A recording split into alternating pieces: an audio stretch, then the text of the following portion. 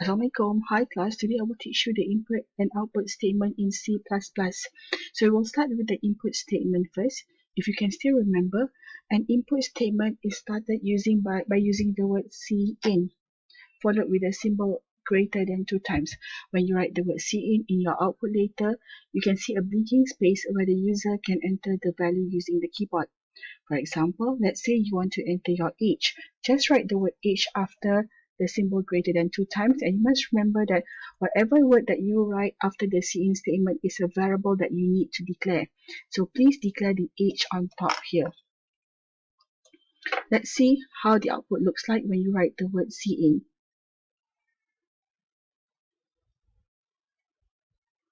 Okay, here, as a user, you can only see a blinking space. Of course, the user doesn't know what to enter when they only see a blinking space. So you must remember that class, when you use a cin, it must come together with the cout for the instructions, or else you cannot see what are you going to enter here because of the blinking space.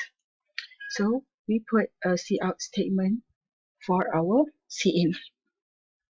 So a cout statement is an output statement.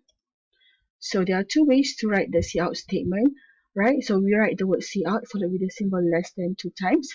A cout with a double quote is a cout that will display exactly like it is, and you don't have to declare. For example, enter your age.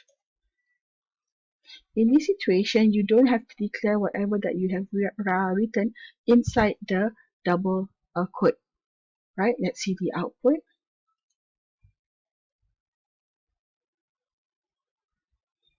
Now you can see that this one is much more clearer.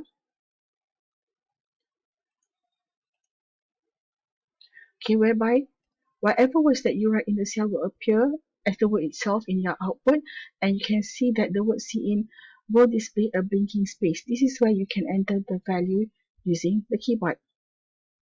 Okay, look here. Alright, let's say if you want to display again what you have entered, you can use another way of writing cout, which is cout, followed with the symbol less than 2 times, and you want to display back again the age that you have entered. Let's say you write the word age. In this situation, you can see that this is another way of writing the cout, a cout without a double quote. A cout without a double quote will appear as the value of that cout, and this cout you must declare the word itself. It must be the same age that you have declared on top here. Okay, let's see the output.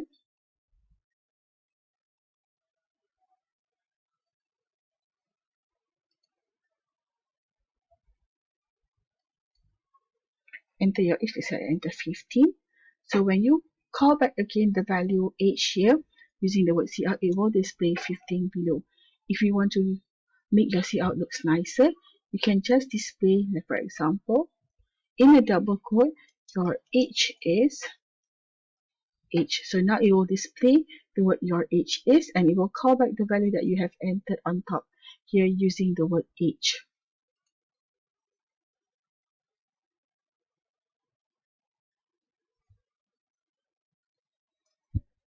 So I enter 15. When I press enter, it will display your age is 15.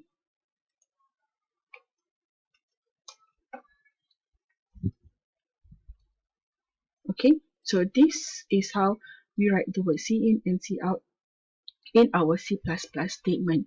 Remember class, this way of writing cin is only applicable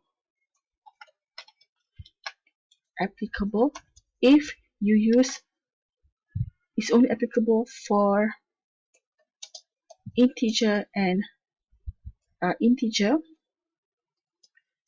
decimal, and single character. Okay,